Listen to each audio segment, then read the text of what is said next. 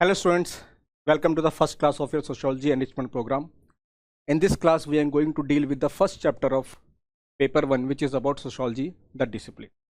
So the first chapter has been divided into 3 different sections. The section 1 talks about modernity and what are the social changes in Europe we have seen which led to the emergence of sociology as a discipline.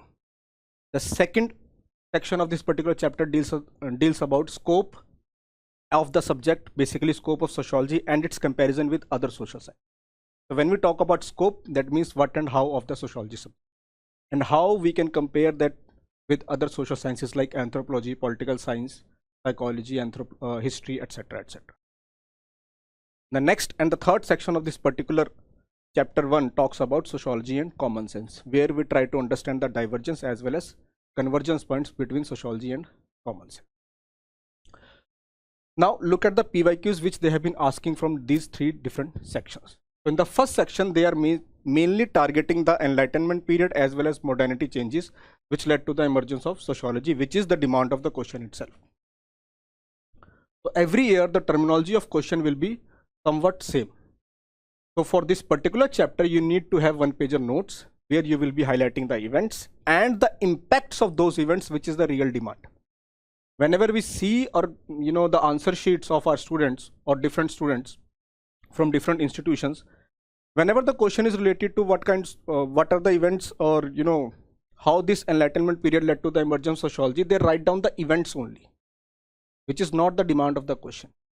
The demand of the question is that what are the changes which have been brought by those events, which force the sociologists, which force the thinkers to think about a different subject, and hence the birth of sociology. Okay, so in 2024 they asked us about sociology is the product of European Enlightenment and Renaissance. Critically examine this statement. In 2022, what aspects of Enlightenment led to the birth of or emergence of sociology? In 2021, Europe was the first and only place where modernity emerged. Comment. In 2020, how did the intellectual forces led to the emergence of sociology? The same kind of questions they will be asking again and again. So it's better for you to have one-pager notes for this particular topic, basically the modernity and Enlightenment period, the events and the changes which were brought by these events, which led to the emergence of sociology as a discipline. Then, in scope of the subject and comparison with other social sciences, before 2023, they have been asking us to compare or limit the sociology in comparison to a holistic other sciences. Take a look at the questions now. Delimit the scope of sociology in relation to other social sciences. 2021, from the viewpoint of growing importance of multidisciplinarity, how do you relate sociology to other social sciences? In 2017, discuss the changing equations of discipline of sociology with other social sciences. Okay. In 2018, they have asked a question related to C. Wright Mills' sociology imagination.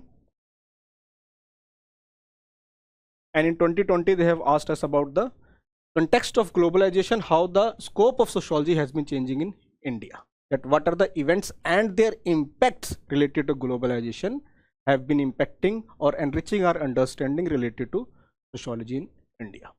Okay. Then the last is about sociology and common sense, where every year they have been asking the same kind of question, that what do you think common sense is starting point of sociological research? Basically, they are asking about the convergence between sociology and common sense, which we see further in our lectures. Second, how is sociology related to common sense? Again, the divergent as well as convergence points. The focal point of sociology rests on interaction. Do you distinguish it from common sense? Again, the same terminology used in questions. 2016 is sociology common sense. Give reasons in support of your argument. Okay, so this is the key demands of this particular sections of this chapter 1. In the subsequent slides, in the subsequent lecture, we will see that how we can break down those topics, how we can understand. This lecture is not only for your revision purposes or enrichment purposes. In this first lecture itself, I have given a lot of importance that how you should make your notes when we talk about the topics which are 100% sure that they will be asked in the question paper. Okay, now When we talk about modernity and enlightenment and how it led to the emergence of sociology, let's take a pause and talk about sociology first, that what is sociology is all about. So sociology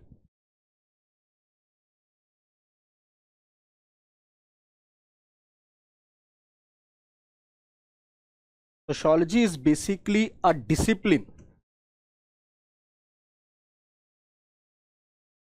which or where we look for systematic study of society. Systematic study of society. Okay, in terms of Auguste Comte, sociology is nothing but a scientific study of society.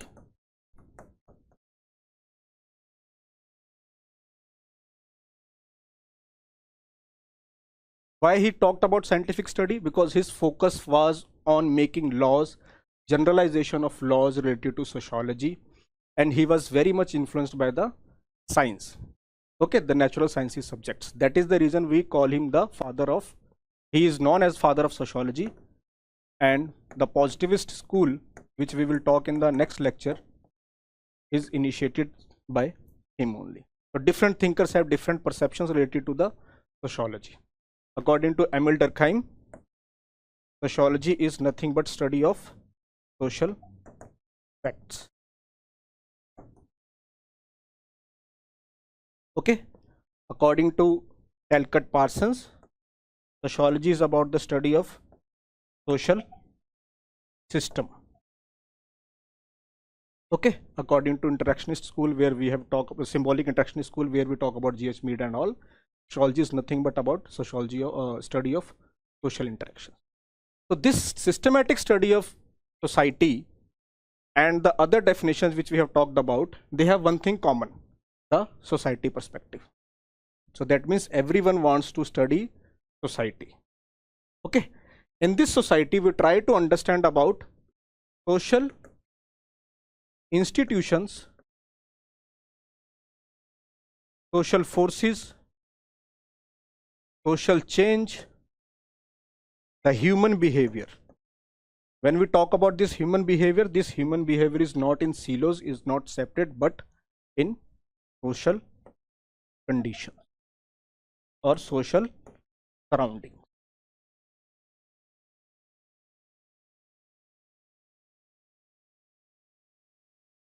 Okay. Now, what is society? One of the basic questions, one of the basic concepts you should be understanding, or you should have understand if you have done your sociology as well as GS1 part of your society. So I will be not delving into that definition. We will try to understand that what are the social institutions and what are social forces, etc., etc. So when we talk about social institutions, in social institutions there are members, people, okay, who have or who work in some roles and responsibilities. These roles and responsibilities are necessary for a particular goal, and to achieve those goals we have some rules and norms. So when we talk about that family, so family is an social institution where there are social interactions among people who are the part of the family. So there are members and peoples of family. Then there are different roles and responsibilities related to the family members. There is a different goal of family, and then there are rules and norms in which family has to process further. Okay, so this is what social interaction is all about. When we talk about social changes, so this is basically the changes which are required from the society dynamics, or the changes which society forces on individual. Okay, so when we talk about social changes, you must have heard about social forces also. So what are those social forces? The forces which led to the advancement or change of the society. So in Durkheim's terms, this is nothing but social currents, which he has shown us in his study of suicide. Okay. Then there are social structures.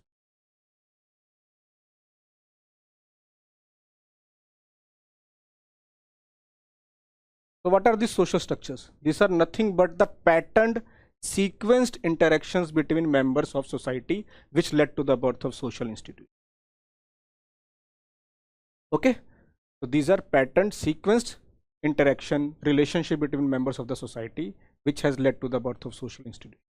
So there are different social institutions. Each institution has different roles and responsibilities. For example, when we talk about Talcott Parsons' Agile model,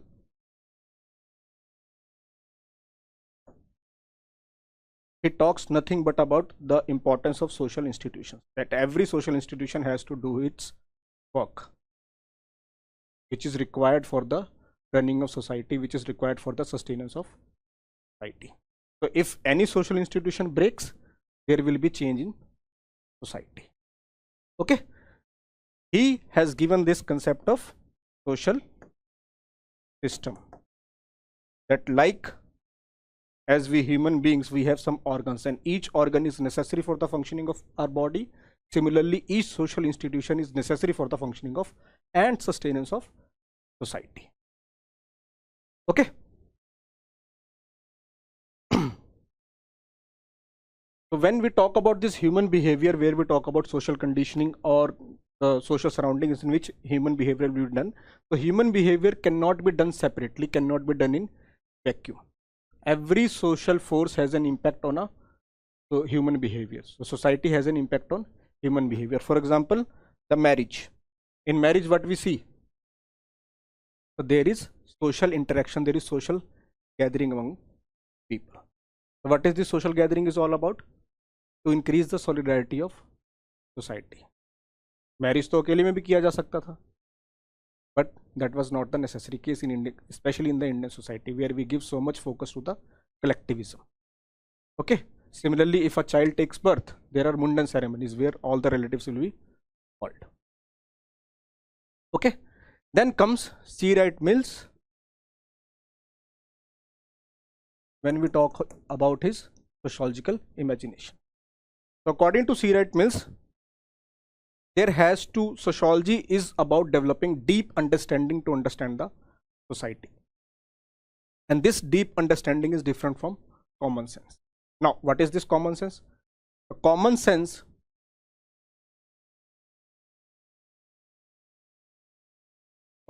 is basically the sense which is very common.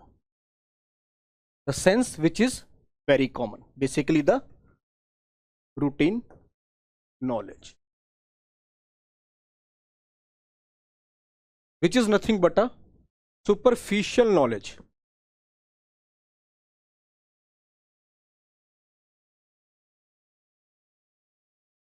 Okay. So to understand the society, to understand the human behavior, to understand the social interactions, we have to have a deep understanding. Okay. To understand the hidden meanings in any social interactions which we have been seeing in society. Okay. For example, on this chai tapris thelas, when one friend calls 2 or 3 of his friends, okay, let's come have a tea here. So that particular call for having a tea and they are having a tea there is not just about releasing their tensions. That what's common sense will tell us all about. That this is nothing but releasing tension. Okay, but when you sit in the surroundings of those chai thela walas, there will be a lot of discussions which will pop up. Like in the areas of Bihar, the discussions on politics. In areas of West Bengal, the discussions on politics and the changes in society. That is the reason when Mr. Modi claim himself as a chai wala, or the new programs, new dialogues he has started with the name of Chai Pe Charcha. Okay, that is nothing but to understand the sociological imagination, to understand it in sociological imagination. That is the reason Bihar people we will find are more politically oriented. Okay. Then, what are the benefits when we are reading about sociology? Why we are reading about sociology? So the one of the most important benefits of sociology is about understanding the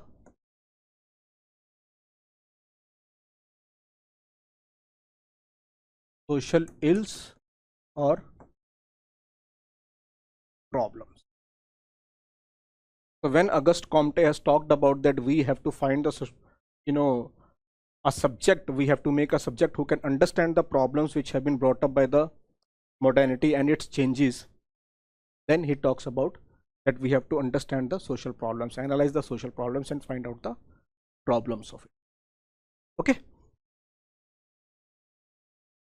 Martha Nussbaum has also talked about that sociology is nothing but finding out the problems. Sociology has to find out the problems of human society, find out the problems which we have been facing in society.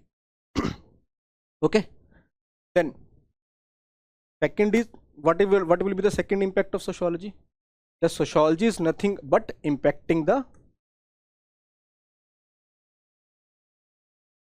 human behavior of an individual.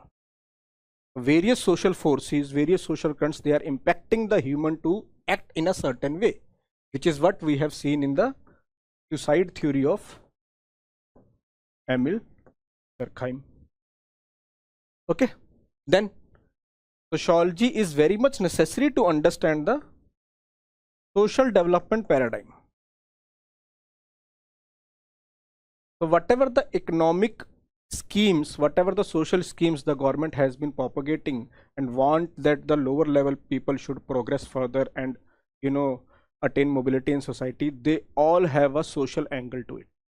And from where we get the social angle? We get the social angle from a sociology.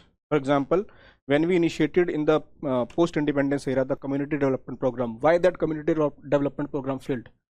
Because on face of it, the government wanted that, a government has hoped that every section of society will come forward to help the society, to help the rural area to attain the development goals.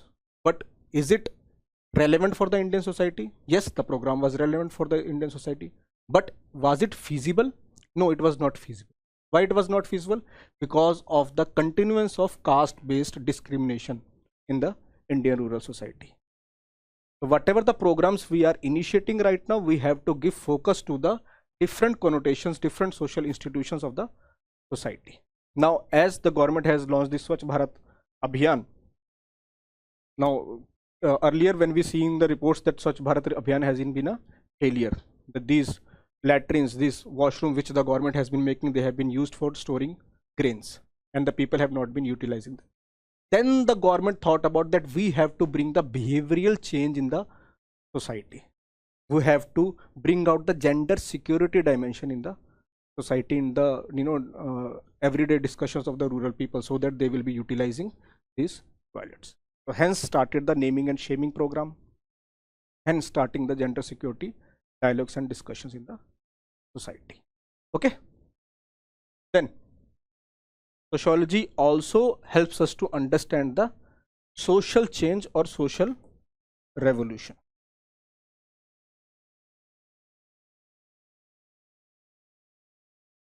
So when these radical schools of thoughts we talk about, they are focusing nothing but on social revolution and social change. So to understand that social change, that in what direction, in what domain this social change is continuing, we have to focus on sociology, and sociology gives answer to that questions. Okay, so these are the few dimensions related to sociology which you can write about when we talk about the applications or the use of sociology. There will be other more dimensions which you can generate.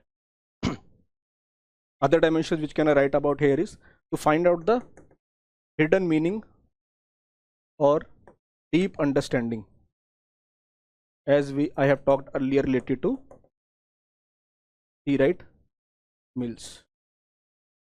Okay, now use in your sociological imagination that what are the tea growing regions of India or the tea growing regions at the world level, and where this tea has been exported and who are enjoying it.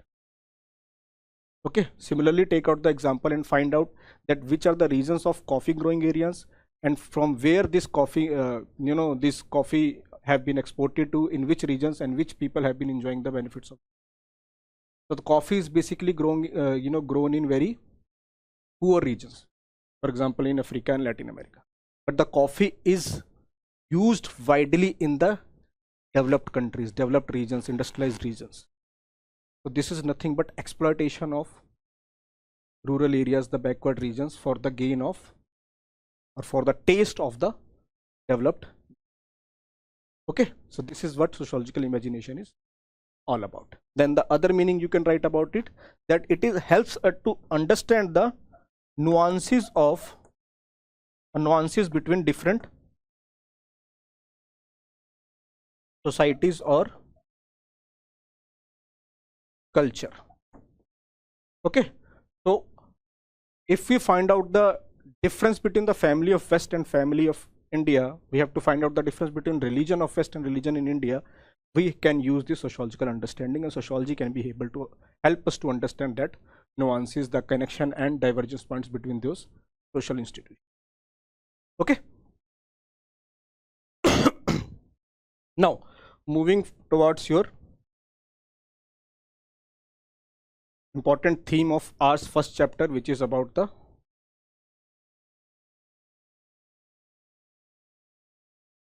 modernity, enlightenment and emergence of. Now when we talk about modernity, what is modernity? Modernity is nothing but a social transformation, a social change, a new change in the society. This modernity word was taken from a Latin word which means modernus, which again was taken from another word which is nothing but modo. Okay, so modernity brings social transformation, social change, which is very extensive, which is very intensive, and which is very wide. It changes every aspect of society. It impacts every individual of society. Okay, so modernity has taken birth from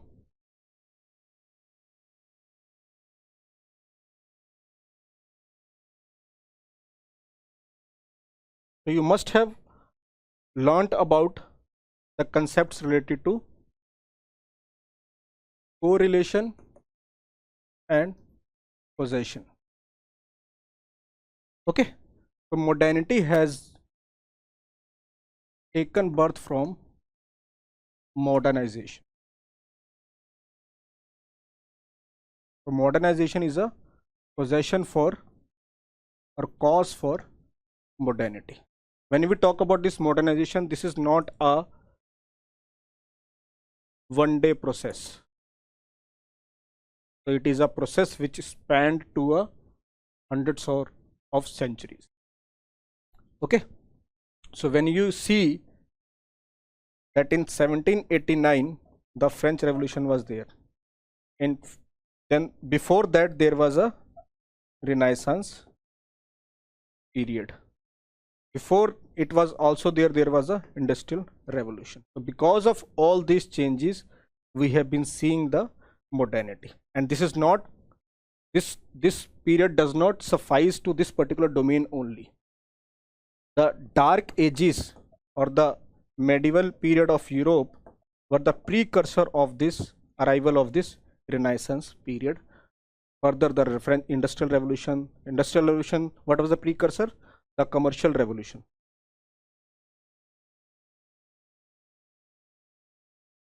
Okay.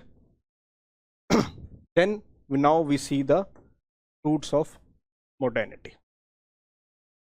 So this modernization, which was not a one-day process, was a causation of modernity. So according to Max Weber, this modernization is a cultural force which focus upon the development of science and technology, which focus upon rationality, which focus upon individualism, which focus upon secularism, etc. So rationality, individualism, etc. are the important points of this modernization process, which leads to the birth of modernity. According to Andre Bete, this rationality is root cause of modernity or modernization. Getting my point? Now, when we talk about this modernity or enlightenment period, what is this enlightenment means all about? Enlightenment means enlighten yourself to a positive direction. What is this renaissance means? Renaissance means reawakening of something. Okay, so there were various changes which we have been seen. Why these changes we have been seen? Because of the rise of intellectual forces. When we talk about intellectual forces, there are a lot of thinkers which you can write about: Machiavelli, Rousseau, Plato, etc., etc. Then there was industrial revolution, which leads to the technological changes, economic changes, social changes, etc., etc., political changes. Basically, we give political changes connotation to French Revolution. Okay, so now we will try to understand that what are the important changes which were happening at that particular point of time, which led us to find out a new subject, which is nothing but sociology. So first we will focus upon changes in economic sphere.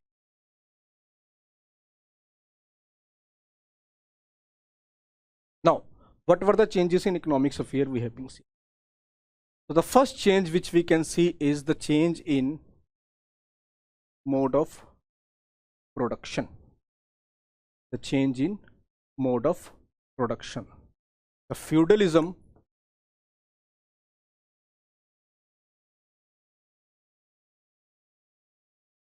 was changed to capitalism. Okay, the subsistence based economy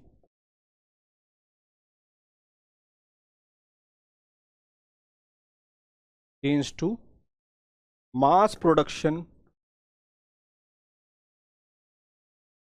based market economy or factory system. Okay, then this agrarian society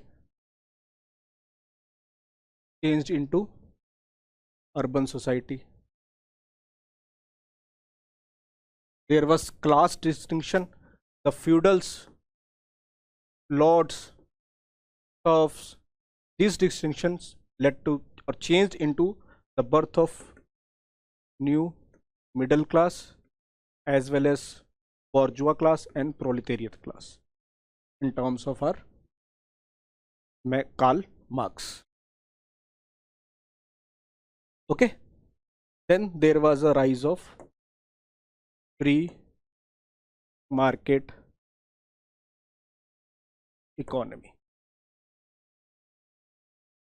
So when we talk about all these changes necessitate that we have to look for the political changes too. What is this free market economy is all about?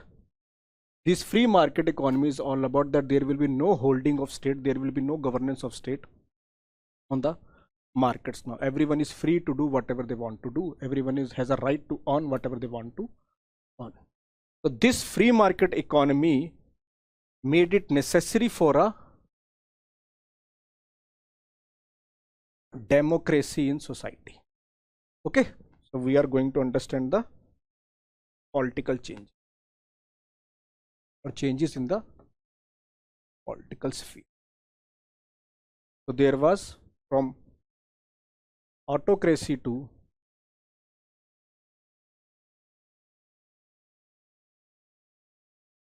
rise of democracy.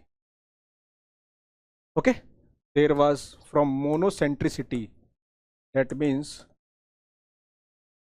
controlling of power in one hand, in one ruler, in one king, from monocentric to move towards separation of power, on which we still focus a lot about when we talk about devolution of power. Okay, then the king, the rule of king, the rule of king or the rule of church transformed into rule of law. Okay, so these are the important changes in the political sphere which we have seen at that particular point of time. Because of these changes, we have seen the rise of human rights. When we talk about life, liberty, and property rights, in the terms of John Locke, that we have to have these kind of rights for the existence, for the human existence, or of an individual, because these are the natural rights which cannot be taken away. Okay. Then there were changes in the technological sphere too.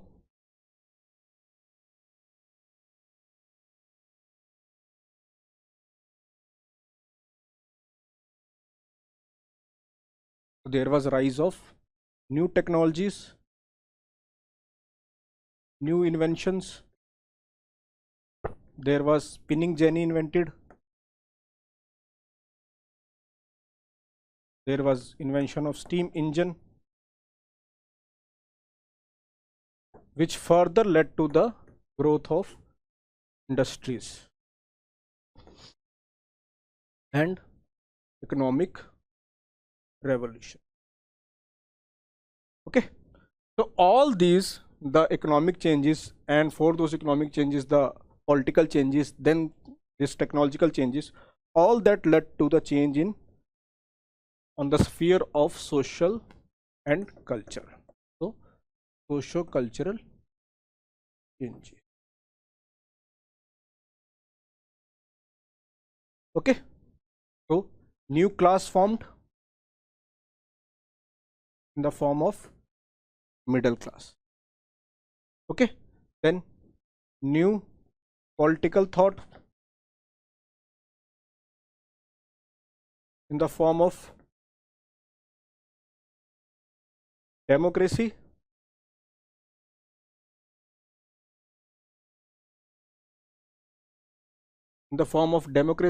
where we have started talking about separation of power. We started to talk about the fundamental rights of life, liberty, property, etc., etc.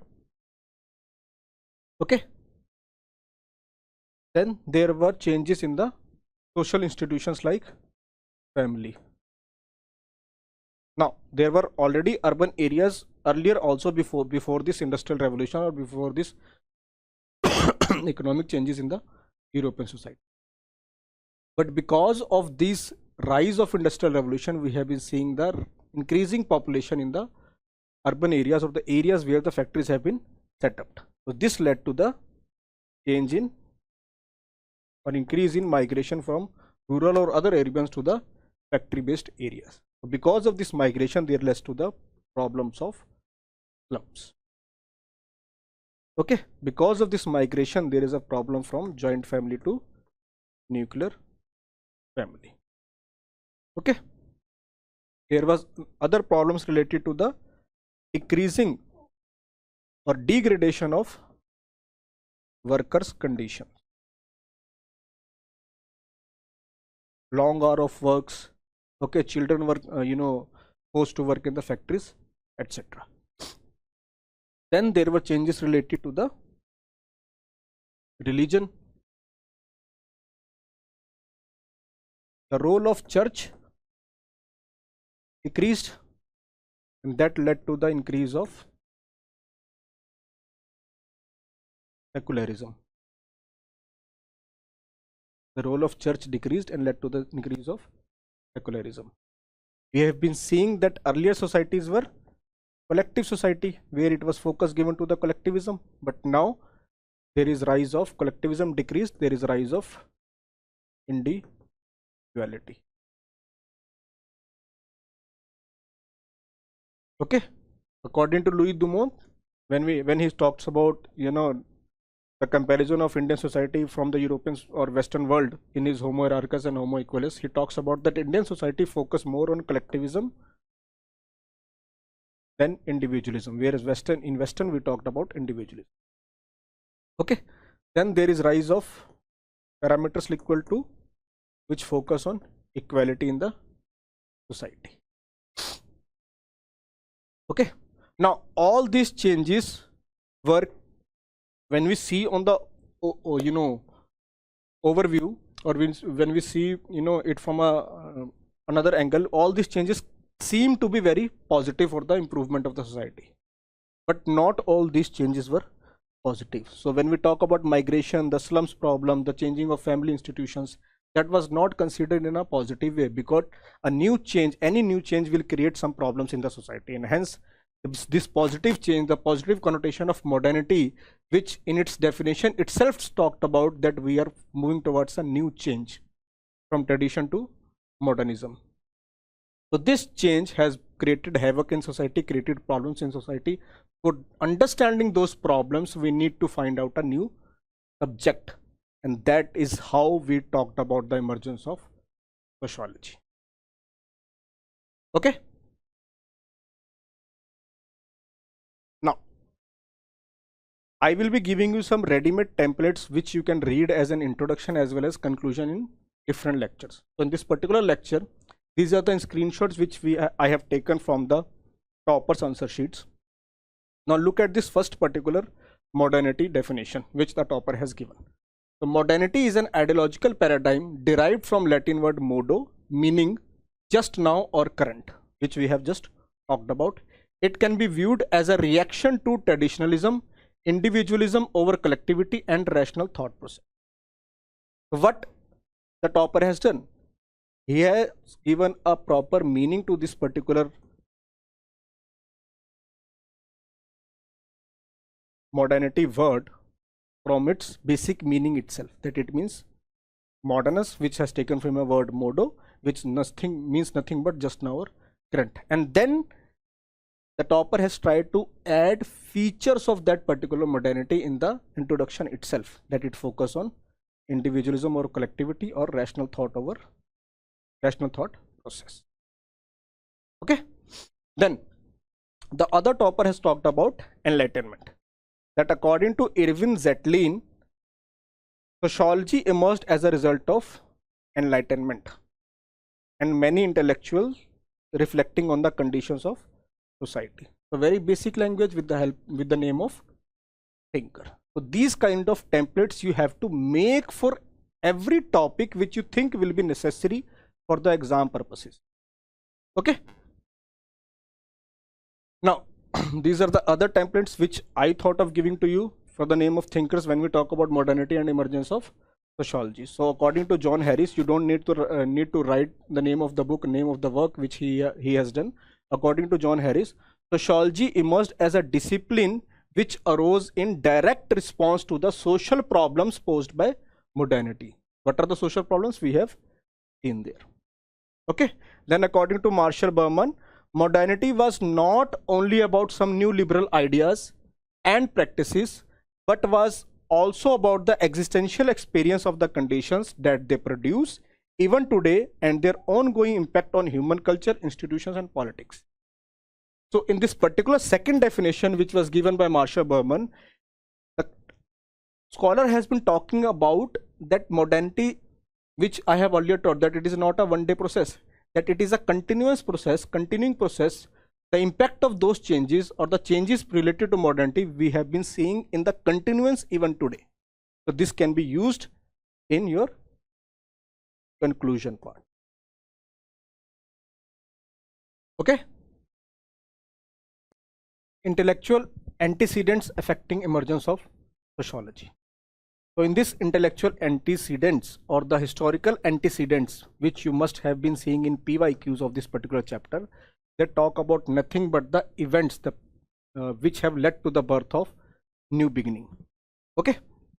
So here for this particular scientific approach of sociology, which the other thinkers have talked about like Auguste Comte and all, we have been utilizing the various domains which was propounded by none other than T.B.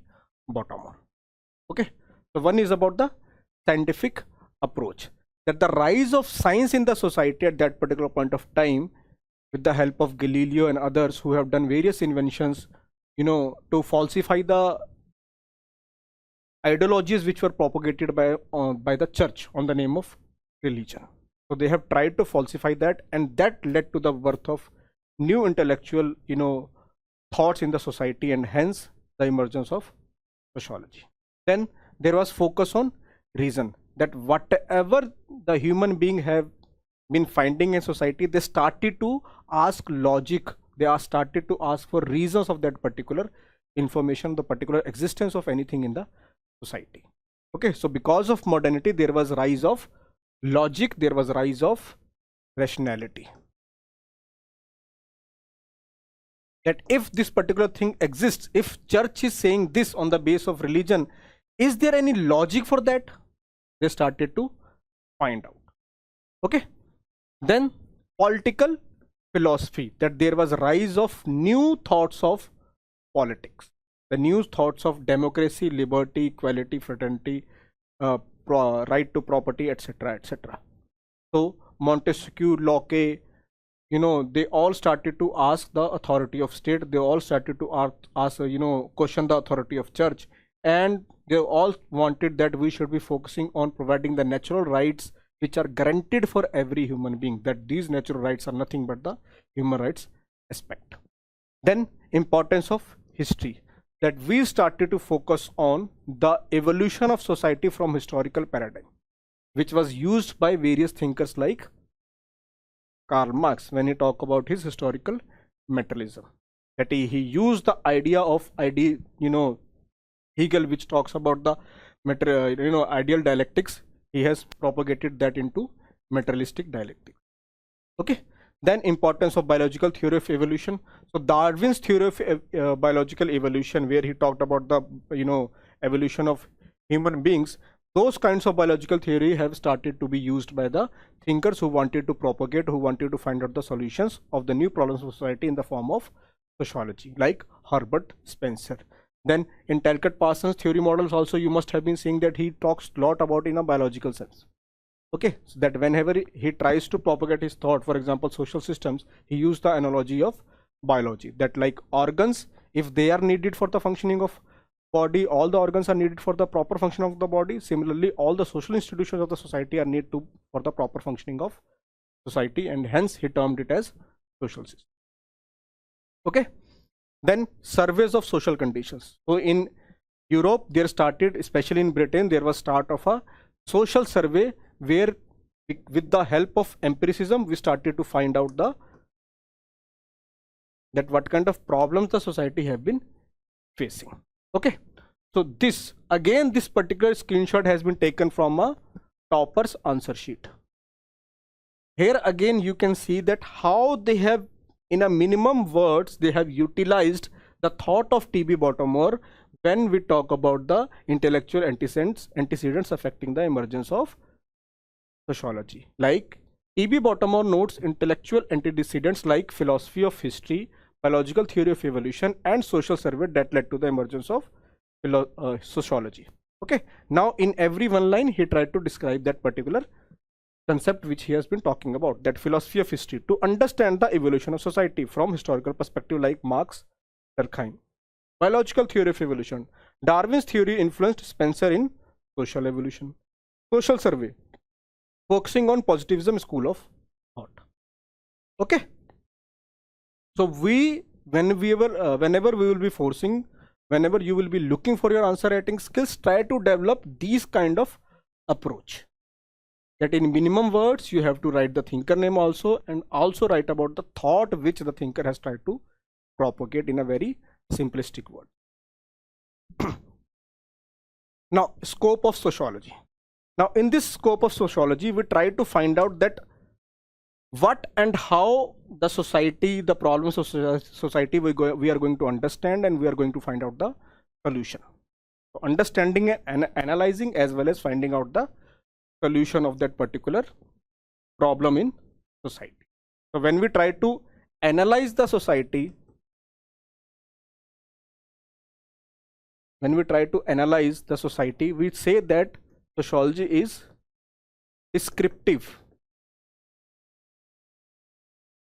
And when we tend to find out the problems, or not problems, the solutions with the help of sociology, we tend to say that sociology is prescriptive. Okay, so in this scope of sociology, we are going to basically talks about that how and why societies emerge, how and why society persists, how and why societies change. Okay, so we are going to find out how and why with this particular scope of sociology. So in this scope of sociology, we tend to understand the different schools of thoughts. Okay, now when we talk about schools of thoughts, there are different views with which we try to understand the sociology. Okay, one is the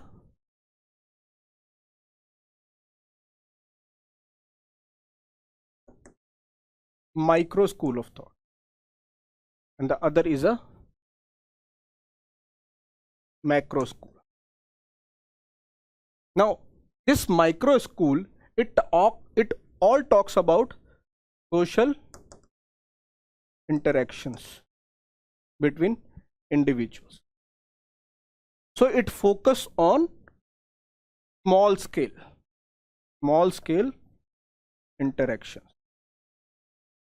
For them, individual will interact differently in different social surroundings.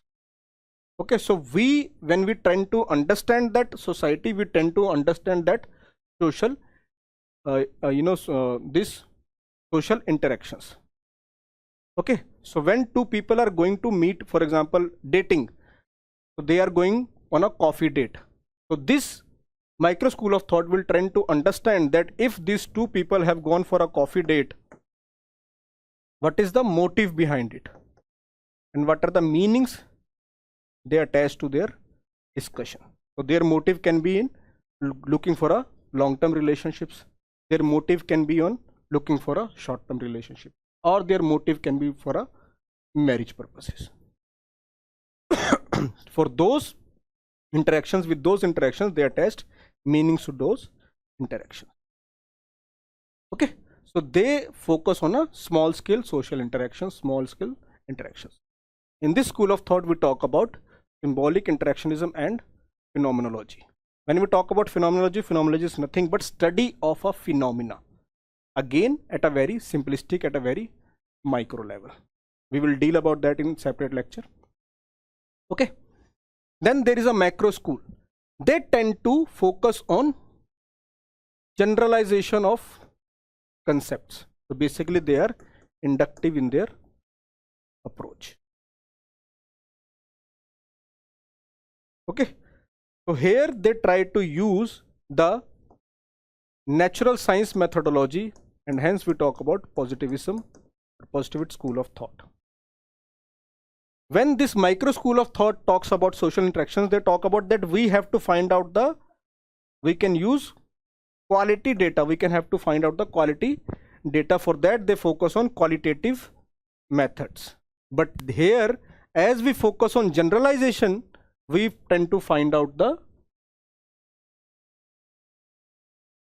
large data, and hence we focus on quantitative tools.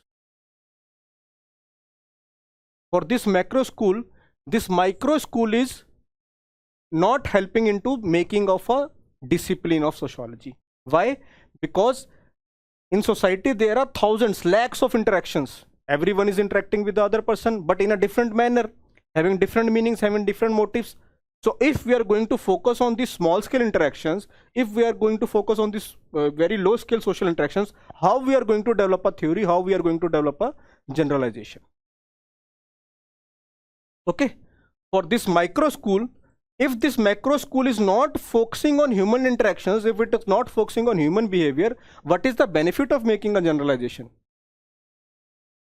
If they want to codify the general social interactions, the codify the social behavior with numbers, with facts, with objectivity, how we are going to judge the meanings, how we are going to judge the motives behind that particular thing. Okay, so Durkheim's theory can be clubbed into this particular macro school of thought. Then there comes a third school of thought which is different from both these, finding out the middle path, which is known as Meso school. It was basically propounded by Max Weber and R.K.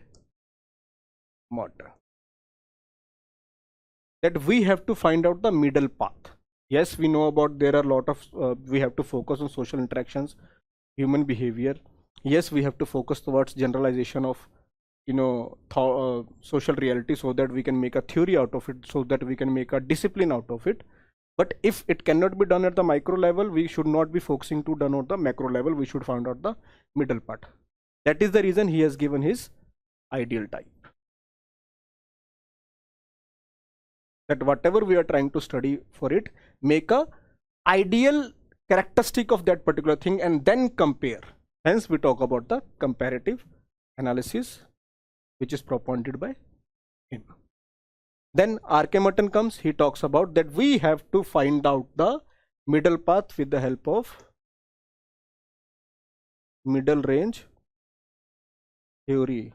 Like Buddha is focused on middle path, so we should be also focusing on finding out the middle range theory. Not the micro level, not the macro level. Okay, but we should try to find out the pattern, the sequenced level of interaction. That there will be some kind of interactions which are patterned. Why they are patterned? Because they are impacted by social structures, they are impacted by social institutions. So we have to find out those patterned behaviors, and if those can be found out, we can make a discipline out of it, we can make a theory out of it, and hence sociology can develop. Okay, so this is the overview of macro as well as meso school of thought. Now I have made a chart of all the schools of thoughts which will help you to revise that particular thing in a tandem. Okay, so when micro is nothing but a formal school of thought where we have talked about that they focus on the lower level of social interactions, micro level of social interactions. So its scope is limited. It emphasized more on understanding rather than predicting, or rather than finding out the solutions of it. So their main focus is understanding that particular phenomena, particular interaction, whatever the people have been having in a small social surrounding. Thinker, George Simmel. Core concepts. What are the core concepts? Social forms, where we focus about cooperation, conflict, and competition. According to this particular school of thought, sociology is as abstract and independent discipline. Okay.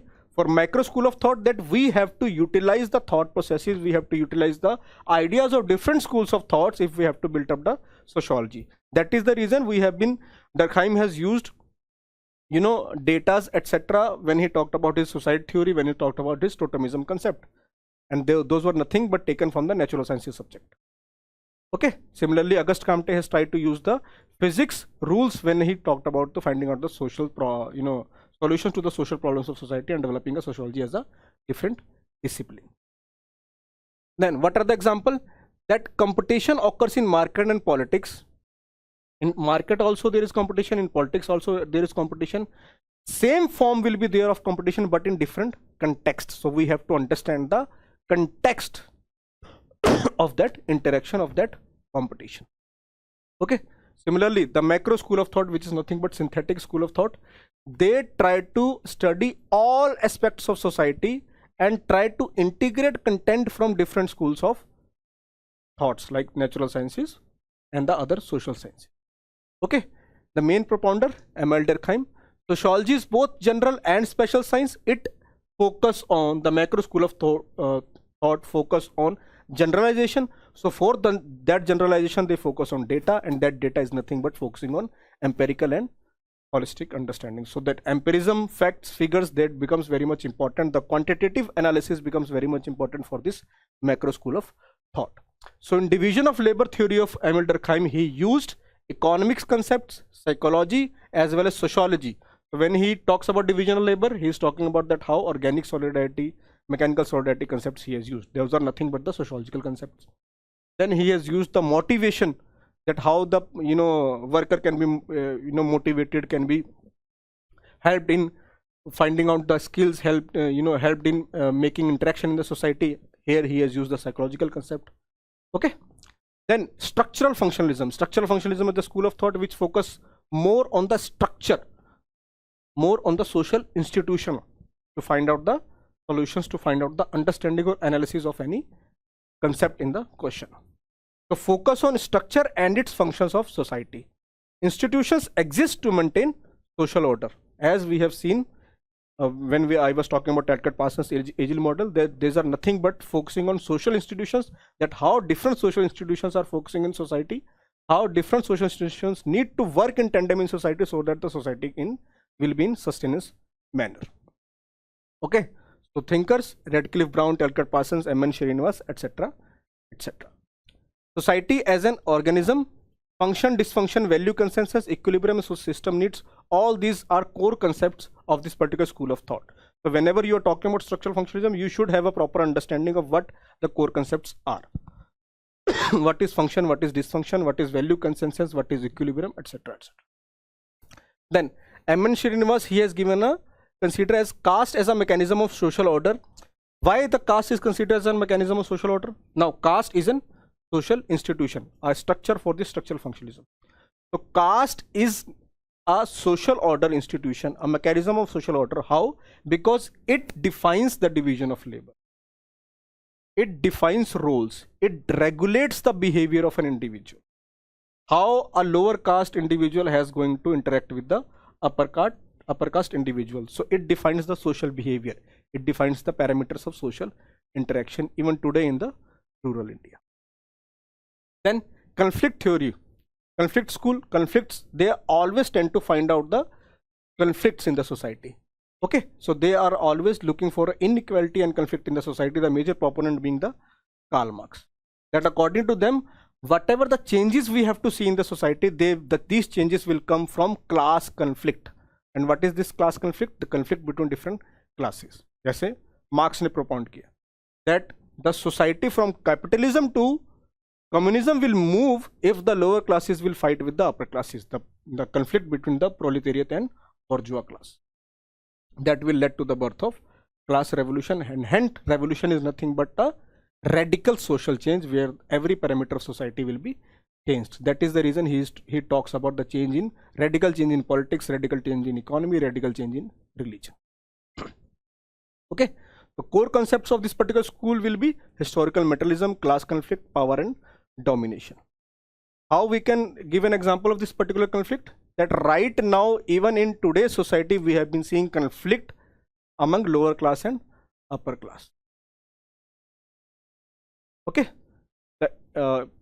incidents which happen in road rage, that if a rickshaw wala, there will be incident between rickshaw wala and a SUV car, the driver of SUV car, even if he will be at fault, he will start beating the rickshaw puller. Why? Because of the class connotation. Okay, similarly in rural areas we have been seeing rural conflicts because of the land holdings, the inequality in land holdings. Then there is interactionist and interpretative school. They try to understand the meanings attached to the interactions, meanings attached to the actions of daily life. So their focus is basically on micro school of thought. Sorry. Okay, so main propounder will be Max Weber, G.H. Mead, Herbert Blumer, etc., etc. What will be the core concept? Symbolic interactionism, subjectivity, Verstehen, which was given by Max Weber. Okay, now how they try to, how we can give example of this particular interactionist and interpretative school of thought? That how the Protestant ethics and their interactions with among themselves, their interpretation of the religion dictates which the Protestant ethics have talked about, which led to the birth of capitalism according to Max Weber. Protestant ethics and spirit of capitalism.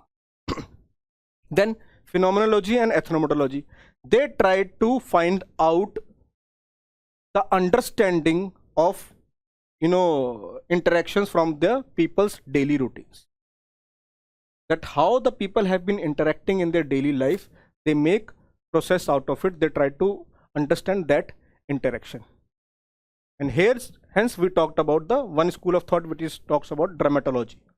Okay, where we consider the society, we consider everyday interaction of ours as we are preparing on or as we are giving ourselves, or doing our act on a drama, in a drama. So there he talked about front stage and backstage, which we will be dealing in the next lecture. Okay, now remember these two concepts, which are the core concepts of this particular school of thought: ethnomethodology, reflexivity, and indexicality, which we will be dealing in the next lecture. Okay, now then there is a feminist school of thought.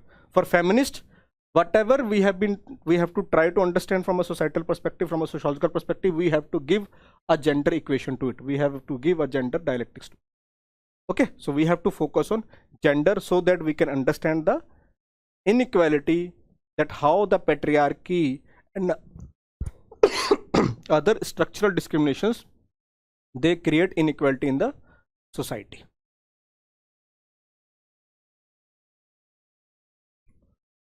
Okay, so here you can quote about various thinkers: Simon de Beauvoir, Sylvia Webley, Bina Agarwal, Kamala Bhasin, etc., etc. Bina Agarwal's famous work is a field of one's own: gender and land rights in South Asia, where she has been talking about that how the land rights which are not been given to the woman, they are creating more equality when we talk about feminization of agriculture. Okay, then there is postmodernism.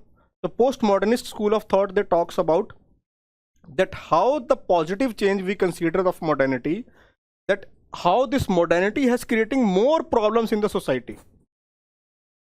Like we talked about globalization. At one side we talk about that how globalization has impacted the job market, how there are more jobs in the society. For example, LPG revolution, India has seen an IT revolution. But even if that time there is a IT revolution, but still we have been facing the larger inequality in the society. The people who were attained at our upper class, their income is increasing, but the people at the lower class, their income is decreasing. Okay, similarly, at this particular point of time, when we talk about Instagram, when we talk about Facebook, when everyone has smartphones in their hand, they talk about that privacy is jeopardized in today's time. And the larger focus is on hyper reality, that we are too much influenced by the brand's behavior, that whatever the social media influencers will be portraying us, we will tend to buy those kinds of brands. Okay, so here important thinkers you can write about: Michael Foucault, Jean Baudrillard, etc., etc.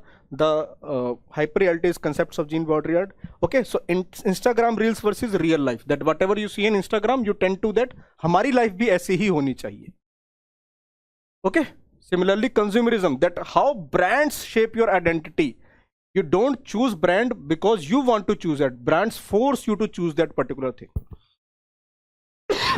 Like the pink tax concept. Same razor they will sell to male and female, but for female the price will be higher. Why?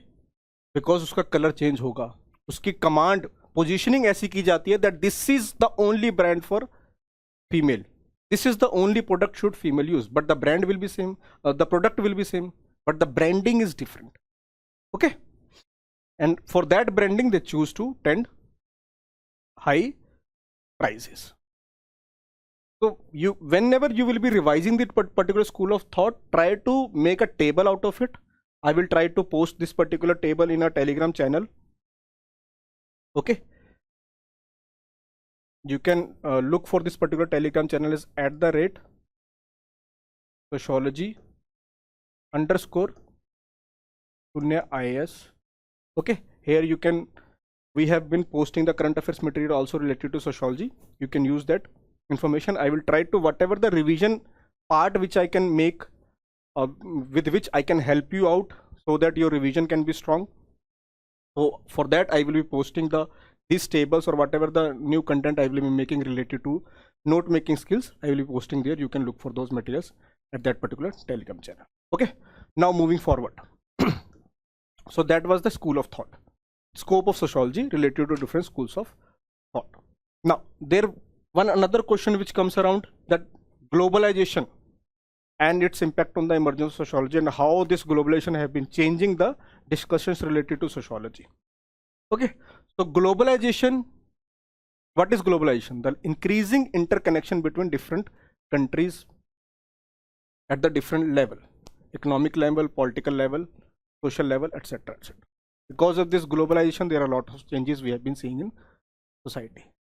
Okay, there is rise of talks related to climate change. There is increase in awareness related to different issues. So if Me Too is seen in USA or Europe, its impact is also seen in India. Okay, and this is somewhat a question which was asked in paper 2 in 2018 or 19. If #Black Lives Matter starts in USA, in India starts Dalit Lives Matter.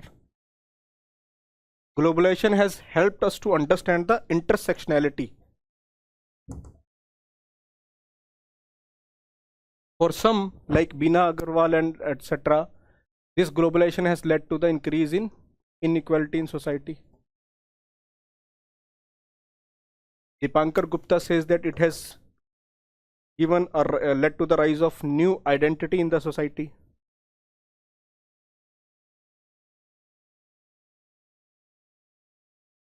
Okay, so the question comes around that how this globalization is impacting the study of sociology.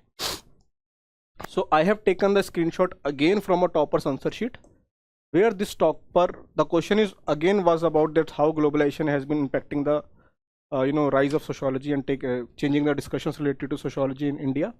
So here the topper has tried to give a climate change from a sociological perspective. Why climate change? Because climate change is very much important part of globalization.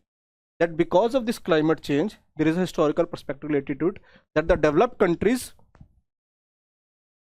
impact the least developed countries.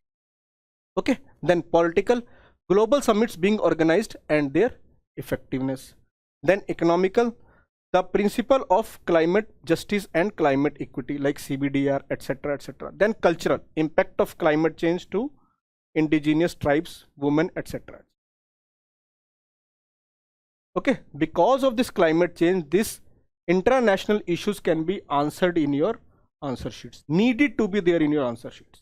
Because of they take example of another dimension. Because of this globalization,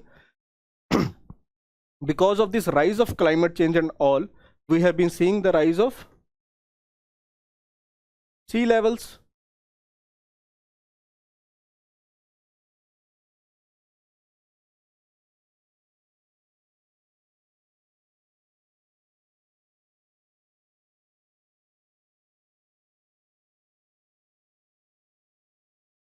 There is rise of wars because of various political and economic reasons. These has led to the birth of new kind of problem, the problem of migration. The problem of migration, the international migration domain. People have been started, from migrating from Ukraine to the other countries. When US soldiers left Afghanistan people started to migrate to the other country. You must have seen those, very disheartened videos where we have seen the people hanging on the, tires of US planes so that they can migrate to the other countries. Okay, Rohingya Muslims, they have been migrating to Bangladesh, from Bangladesh to India. Okay, so this international migration domain needed to be answered in a sociological perspective. So when we talk about globalization, you can give these kinds of examples again. Because of this migration challenges in global at the global sphere in different countries, you have been seeing the rise of right-wing parties where they have been talking about curbing this migration. You can use those examples in your politics and society lecture, chapter 7 of paper 1. Okay, so keep your thinking very wide whenever you will be thinking about a particular concept in sociology. Okay, that is what sociological imagination is all about when we have talked about T. Wright Mills. Now, sociology and its relation with other sciences. Now, here what we have to do is we have to understand that how sociology is, that what is the relationship between sociology and different social sciences, like what is the relationship between sociology and history, what is the relationship between sociology and psychology, what is the relationship between history, sociology and political science, what is the relationship between sociology and economics, what is the relationship between sociology and anthropology, etc. Okay, so again here also for your note making skills I have made a table out of it, where we in the one table itself we will try to understand what is the comparison and what is the convergence points which we can make for sociology and other social sciences. Now look at this particular answer sheets of toppers where I have picked introductions as well as conclusions. So sociology is a study of society as an interconnected whole, understanding individuals performing functions within social structures and institutions. It has grown with other subjects to emerge as an interdisciplinary. So this is what a PYQ demand is all about, that with the rise of multidisciplinarity, what will be the scope of, or what will be the comparison of sociology with the other social science. So these kind of introductions which you can make there. Then sociology is regarded as the scientific science of society which is studied in all forms, historical, contemporary, etc. Anthropology is the study of primitive pre-literal societies in natural settings through field studies. Okay, so one is talking about the other sciences domain, the one is talking about the anthropology domain. So in this way, if the question is coming on sociology and political science, you can write about the sociology definition and you can write about the political science definition. Okay, now economics, psychology, political science, history and anthropology, I have tried to combine everything in a one chart where I have tried to give you ready-made parameters related to what you can write in introduction as well as in conclusion again.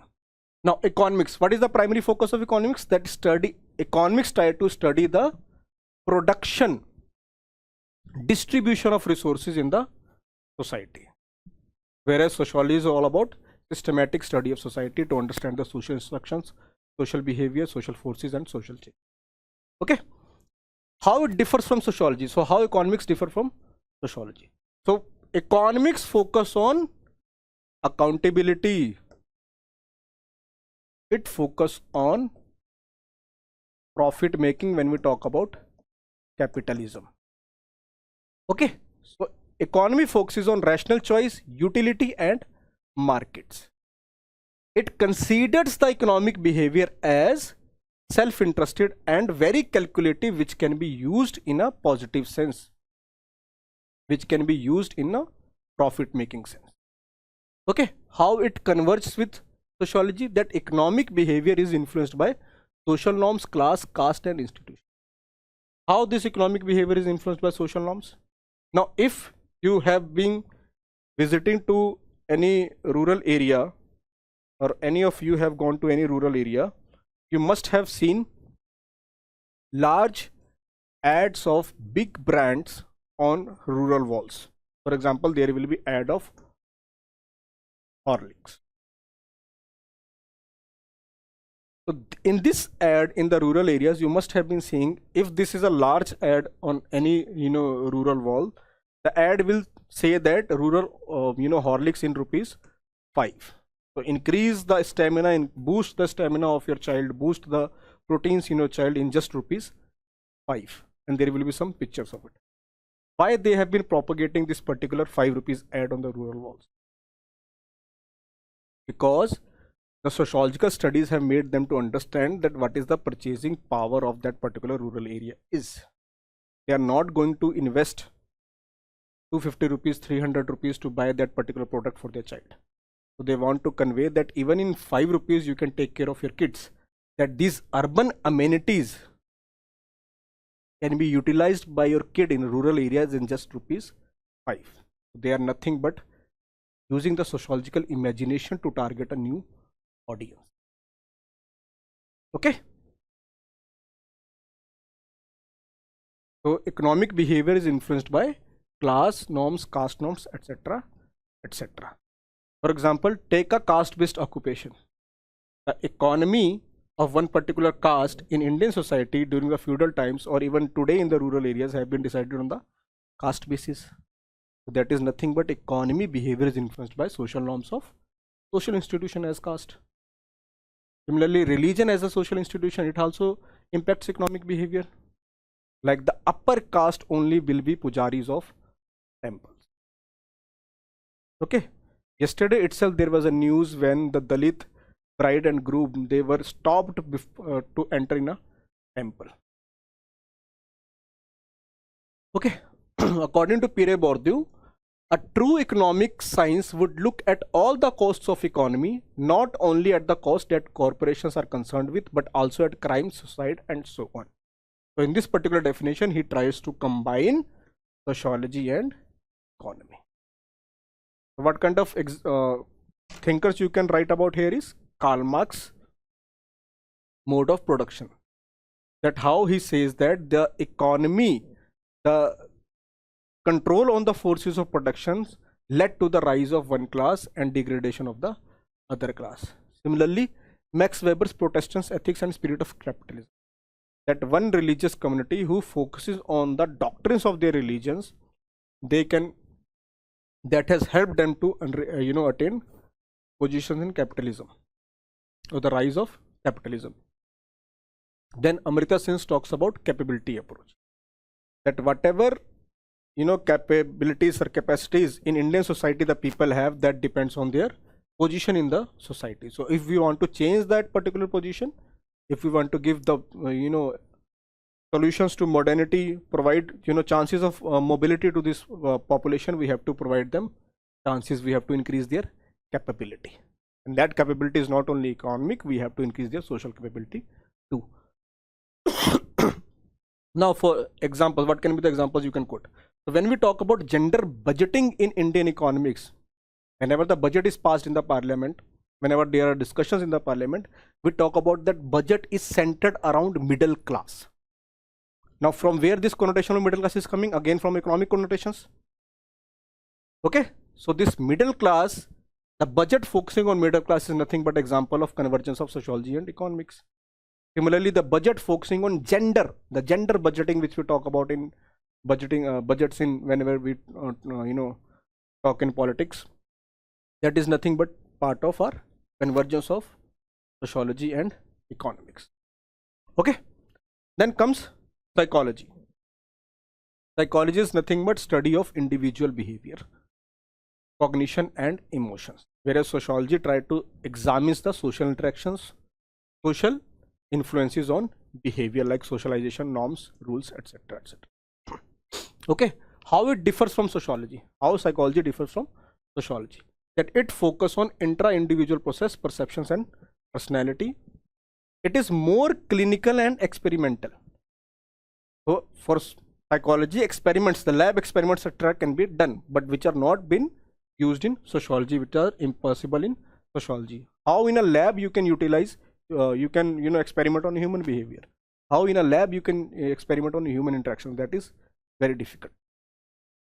So J.S. Mill has given primacy of psychology to sociology. Sigmund Freud says that sociology is primarily an extension of social psychology. But as these thinkers have tried to give more importance to psychology over sociology, according to Emil Durkheim, there is a clear distinction between sociology and psychology. Emil Durkheim has used the social currents concepts in his suicide theory, where he tried to negate that psychology tends or individual behavior tends them into suicide. It is a social perception, it is a social current, it is a social process, forces which forces an individual to look for suicide or to go for suicide.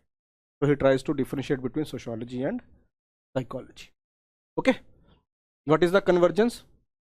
That sociology and psychology, the two utilize each other in the form of giving new data, new conceptions, new informations, and social psychology is a new bridge between both of these. Like for economics, social economy is the bridge, social psychology is the bridge between these two. According to Girth and Mills, social psychology is an interplay between individual character and social character, as human behavior is not purely driven by instincts. that although human behavior is also driven by instincts, but not purely, those instincts are also based on the social condition.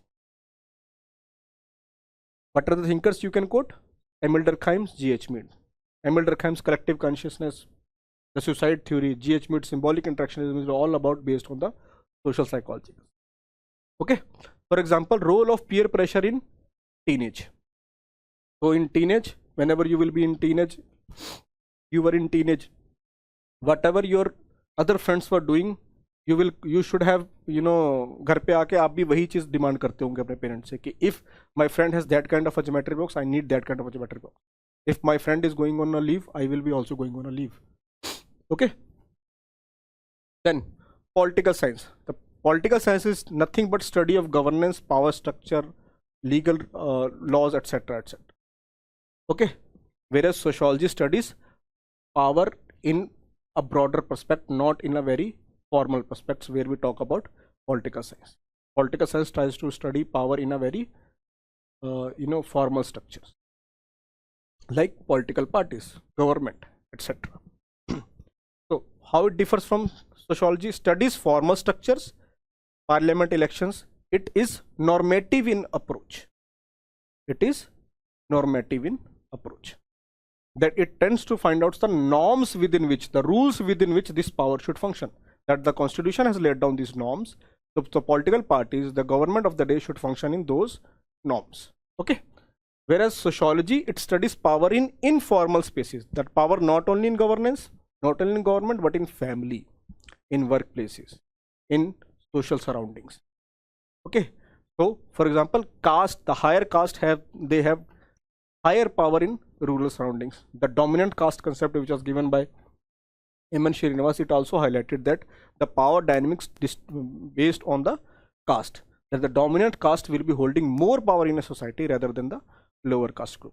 There is examples in various societies, especially in Rajasthan, where it has been seen that the midday meals which are distributed, the free meals which are distributed to the kids in the schools, that midday meal, if the dominant caste is forcing the lower caste to not eat that midday meal, the lower caste students will not eat that midday meal.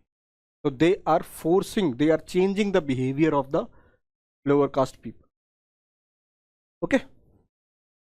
Then what are the thinkers you can write about or thought about here is Max Weber's, his concept of legitimacy of authority, his concept of what is the difference between power and authority. Then Antonio Gramsci's concept of hegemony, Pierre Mill's concept of political elite, that how political elite in their own parameters they control the power. Okay, the political heads, the military heads, the corporate heads, in their social interactions they control power in these three institutions only in the US society. Okay.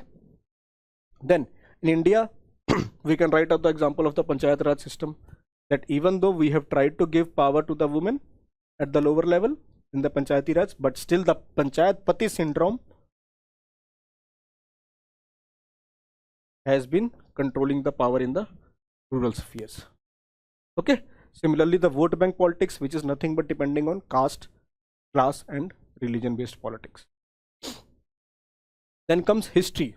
The history is nothing but study of past events, chronology and their impact. And sociology explains long-term social patterns, long-term structures and changes with those events. Okay. How they differ? That history is descriptive and based on chronological narrative. Individual events and personalities are at central position when we talk about history. For example, how this modern history of Indian politics depends on the or give focus to Mahatma Gandhi and his way of politics.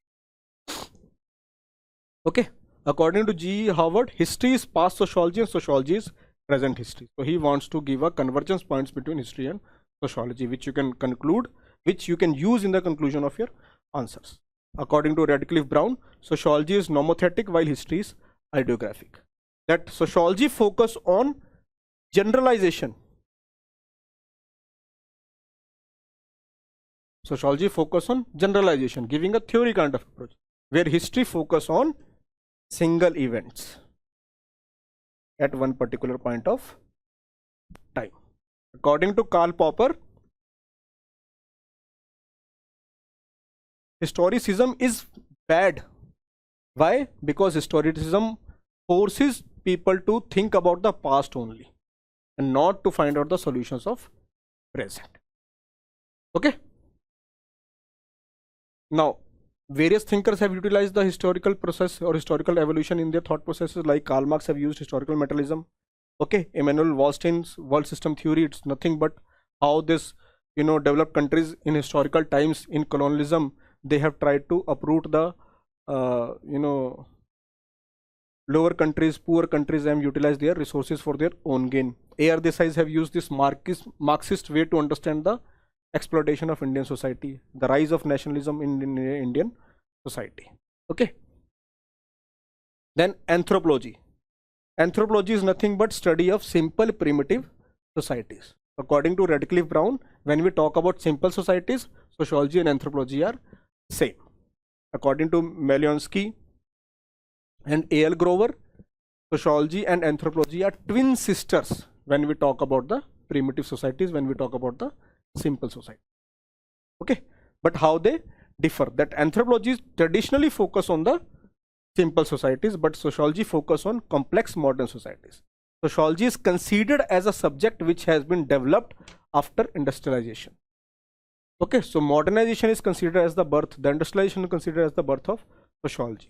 So anthropology is a very old subject. That it is old subject. Why? Because it has taken birth before sociology, because before sociology it started to understand the simple tribal societies. Okay, then what are the convergence points? That both try to understand man. The subject matter of both anthropology and sociology is nothing but man. Okay, so sociology overlaps in studying kinship groups, family, religion, culture, etc., etc. That is equal part of anthropology. Okay, so scholars, M.N. Srinivas field-based sociology, which is nothing but taken from the Brown's fieldwork approach. Then A.R. Radcliffe Brown's structural functionalism, Louis Dumont's Homo hierarchus and Homo equalus, that is nothing but equal mixture of anthropology and sociological studies. Okay, what are the examples you can write? That the tribal development policies which we have been taking right now, which we have been thinking right now in society, those are nothing but based on the anthropological studies as well as sociological studies. To understand the backwardness of the tribals, we have to understand the anthropological perspective. To find out the problems of those backwardness, we have to use the sociology at our use. Okay, so this is how you can make a chart out of it to understand the convergence and divergence points related to sociology and other social sciences. Now, from this particular other social sciences concept, I have picked up few screenshots related to, again, body parts, conclusion, introduction, etc. of different toppers. So here you can think about that, what kind of approach they have been using or how they have been writing their answers. That as per Radcliffe Brown, while history is ideographic, that is describing particularistic events, sociology is nomothetic, that is looking to develop generalization, which is nothing but I have talked to you in the previous slide. So it is a conclusion you can make in your answers. Okay, then this is one part of body, that what is the methodology different between psychology and sociology. That psychology heavily focuses on scientific experiments and lab work, like Sigmund Freud's work, but sociology cannot replicate social phenomena in lab, like I have talked to you earlier, pain and pain. Ethical issues are and limitations of ecological validity. Then agent sociology stresses on macro aspects as seen by Durkheim, whereas psychology focuses on micro aspects. So these kind of terminologies you have to use and pick up thinkers which you can write at particular points. Now, people say that we cannot make a chart out of it, we cannot make boxes or tables out of it.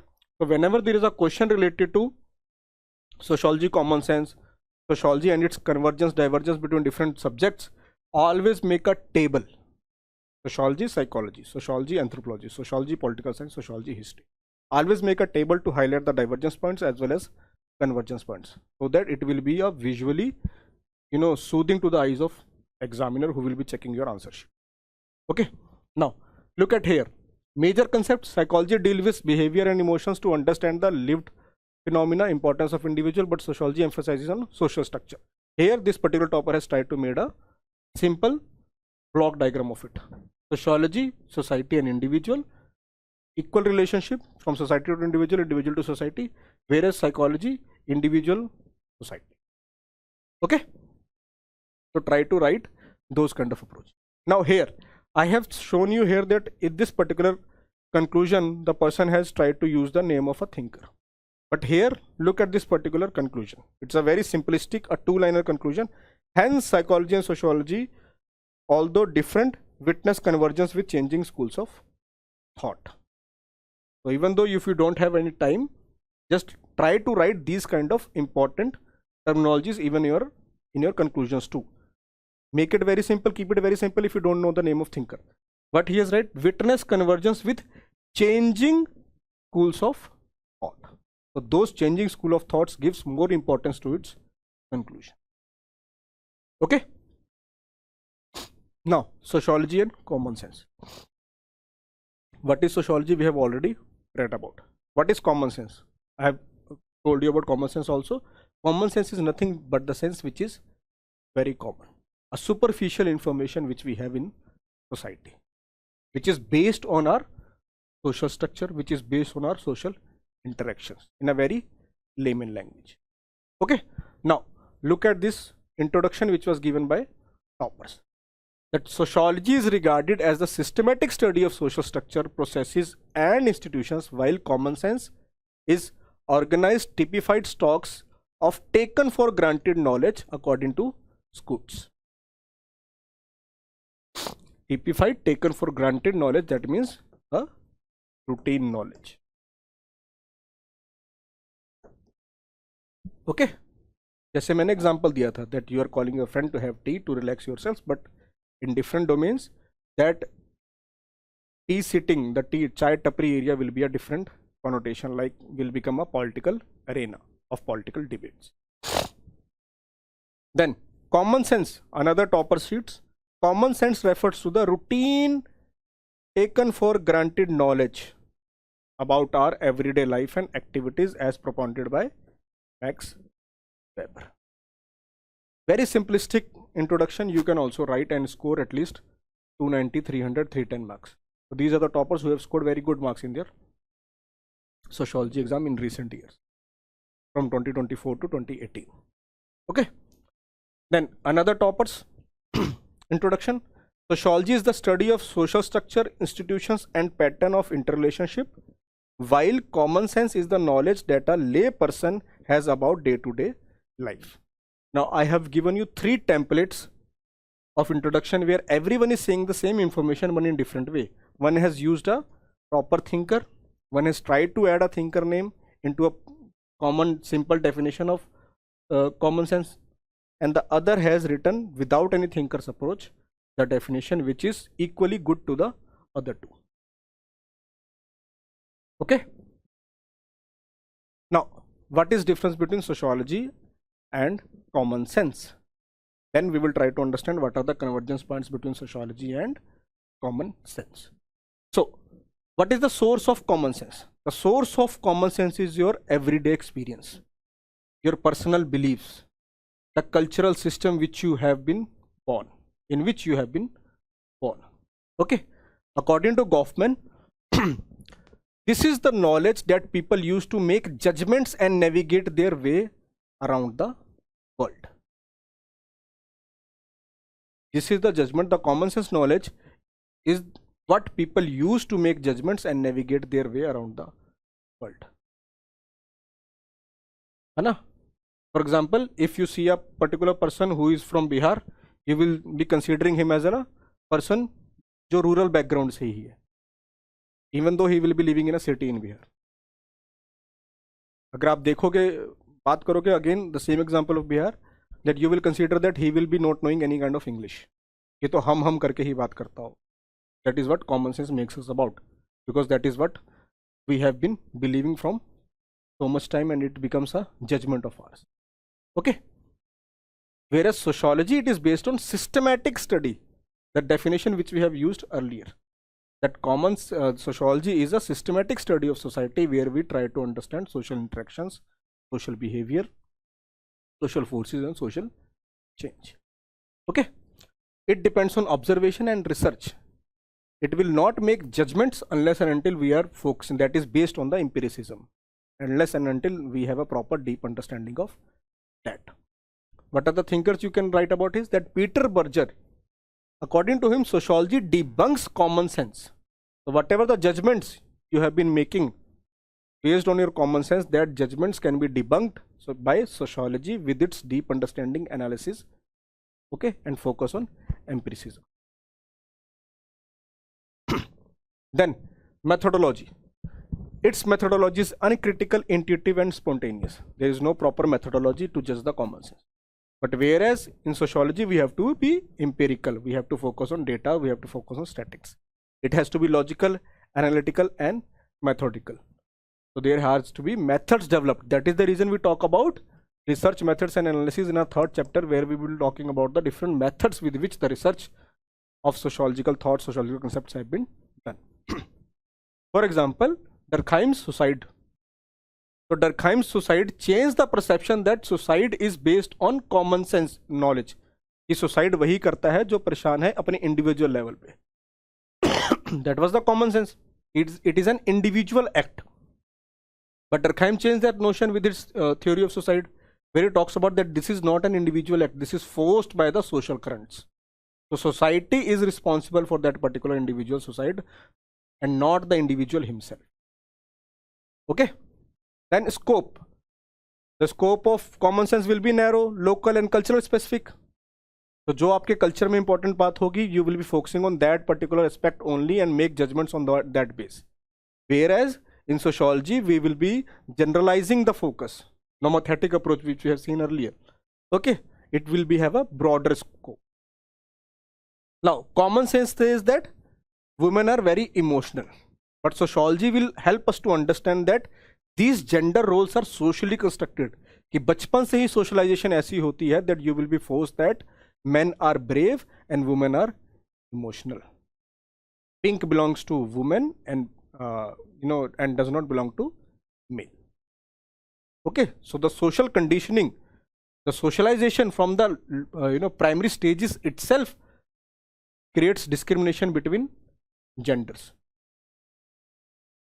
Then verification of common sense and sociology. So common sense is rarely questioned.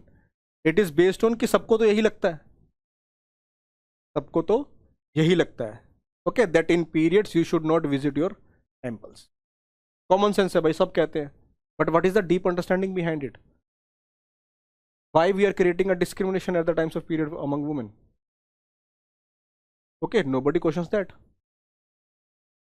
So sociology is subject to testing, falsification and peer review. Peer review means reviewed by the different researchers. So we tend to falsify कि भाई ये information सही है कि नहीं. We tend to test it again and again. Okay, so M.N. Srinivas, he changed the common concept that caste is static. He changed that particular concept. He verified that thing and come to the conclusion that no, caste is not static, caste is also dynamic and it is changing because of the forces of Sanskritization. That the lower caste people, lower tribe people, they have been trying to change their position from lower caste to upper caste with the help of Sanskritization process.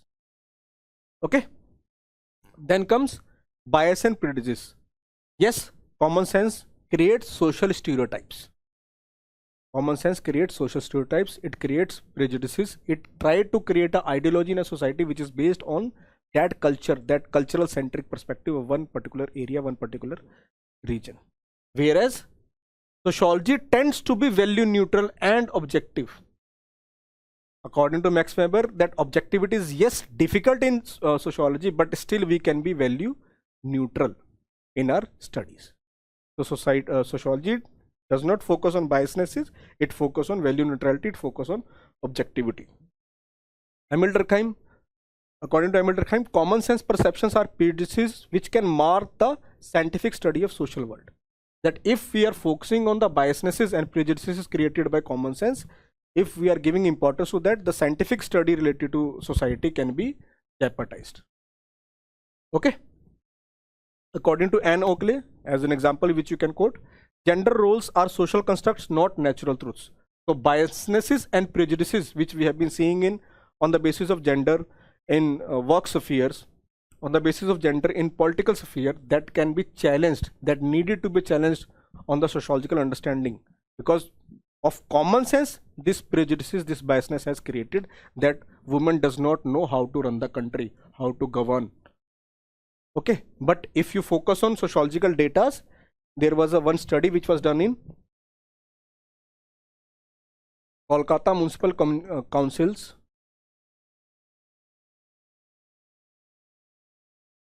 where it was seen that women councillors, they have been utilizing 90% of their funds for the growth of that area in comparison to the 40 to 50% utilization by male counterparts.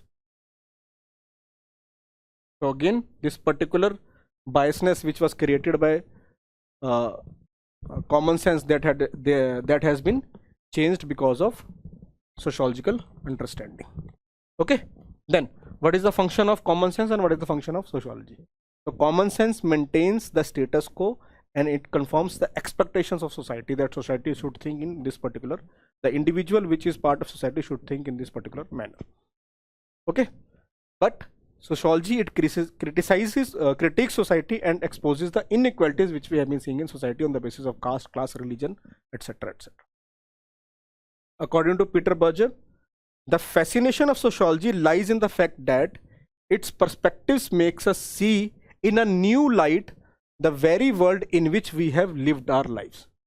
So it gives a new understanding to our knowledge which we have taken from common sense. Okay, like feminists or radical school of thoughts who challenge the biasness stereotypes which have been made on the basis of gender.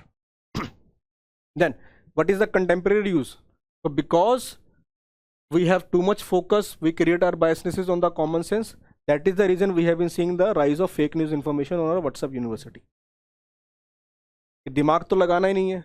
Whatever you have been getting in your WhatsApp, you will be say that this is the true information.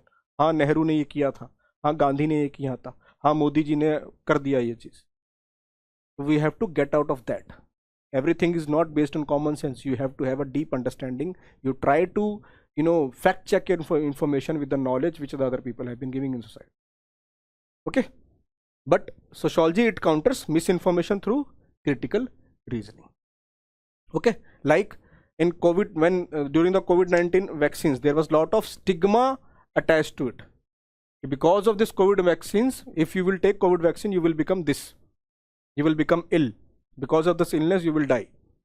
So that stigma again was challenged with the help of science, with the help of behavioral change brought by sociological thoughts. Okay. Similarly, WhatsApp rumors and sociological fact check. So you have to give a proper understand everything in a deep understanding way so that you can understand the sociological connotation. Now, what is the convergence points? We have gone through the differences. What are the convergence points between sociology and common sense? So common sense gives a platform to a sociological thought process. That sociology will pick up one particular thought as from common sense and try to understand, testify that thing to make it a sociological theory. So common sense is giving a starting point to a sociological reasoning. Second, common sense helps in theory building. First part was also that it is a starting point which can help us into theory building. So for the theory building, common sense is giving us an hypothesis. So we can consider the common sense as hypothesis. Okay.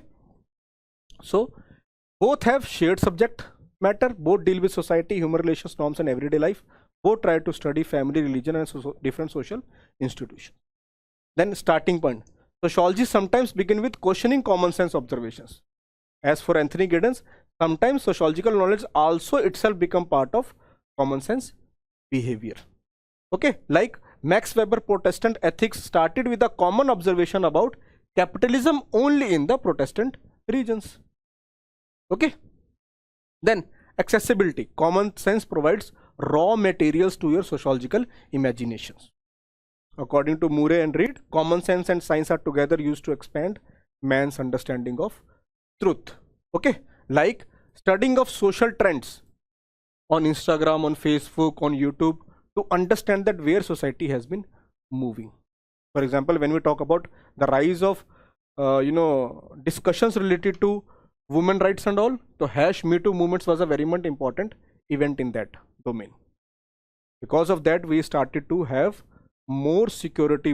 We focused on providing more security to women at their workplaces or even in the various public sphere. Okay. Then overlap. Some sociological concepts may align with common beliefs, but with deeper analysis. Like if common sense says that yes, marriage strengthens society, marriage brings solidarity in family, so that is a common sense. Sociology tends to find out the reasoning for that, and on the basis of that reasoning, we again say that yes, marriage strengthens family. Okay. Now these are the different conclusions related to the convergence part. For example, this one particular topper has made a systematic diagram to understand that what are the convergence and convergence points between sociology and common sense. That common sense sociology challenges conclusions, so common sense provides hypothesis of to sociology. Similarly, sociology corrects stereotypes of common sense, and sociology enriches vocabulary of common sense. Okay. According to Anthony Giddens, sometimes sociological knowledge itself becomes part of common sense. Hence, both common sense and sociology have convergence and divergence, which I have given you here. Okay. Then sociology research helps correct the stereotypes in common sense, where common sense provides data and test the validity of research, which I have tried to provide you here as well as here. Okay, so whatever the information we have been reading, I have given you ready-made templates for few topics. Try to use those templates in your introduction, conclusion, as well as your body parts. Okay. So now we are going to deal about the questions. So the first question is, what aspects of Enlightenment do you think paved way for the emergence of sociology? Elaborate. It was asked in 20 markers. Okay. So when we talk about aspects, we talk about the parts. What parts of Enlightenment led to the emergence of sociology? Now, what is Enlightenment? Enlightenment means gaining knowledge for new thing, which we have already discussed earlier. So the question is asking about that what parts of Enlightenment do we think have paid for the emergence of sociology? Now, what can be the introduction?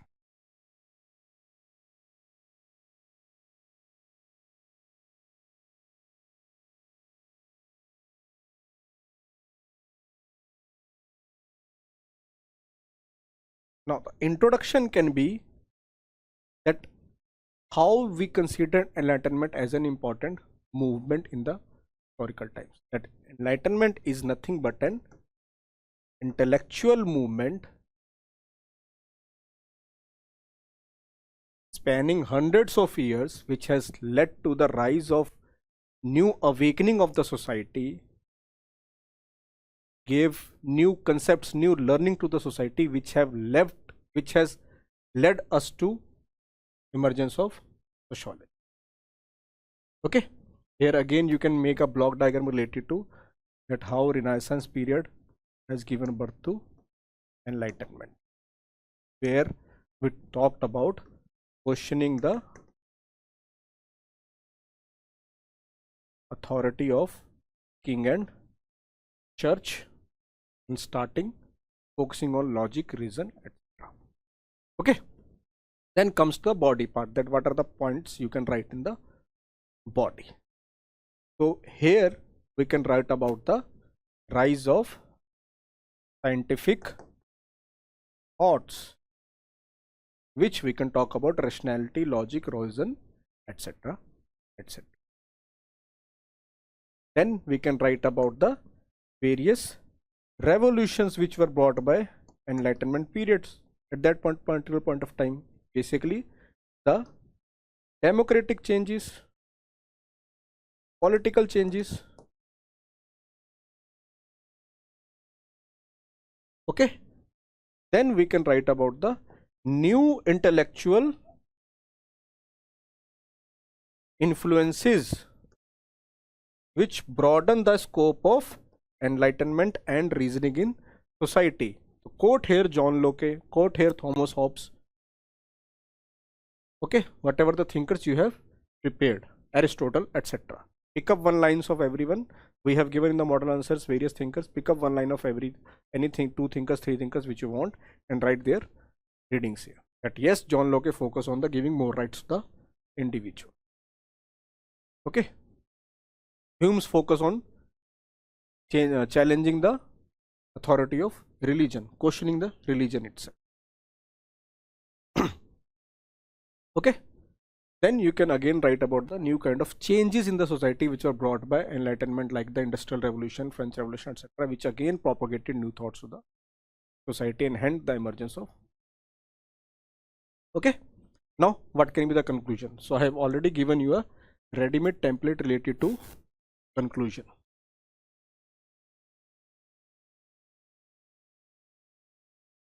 That sociology as a science established to take modernity and rational undercurrents of enlightenment. So you can use these kind of conclusions. Okay. Or else, as we have seen here in our different modernity and enlightenment quotes which we have discussed in the. So very simple question. The approach, we discussed that what kind of introduction we can make and how we can write about the body and conclusion. Now second, discuss the historical antecedents of the emergence of sociology. So when I was talking about the intellectual antecedents in the slides, previous slides itself, I have talked to you there also that the question can be asked in historical antecedents, and this has been asked again. Now here in this particular question, it has been asking nothing but events which has led to the emergence of sociology, but we should not focus on events. We will be focusing on events and their impact.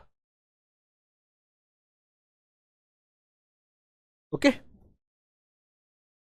So again, what can be the introduction? What can be the introduction?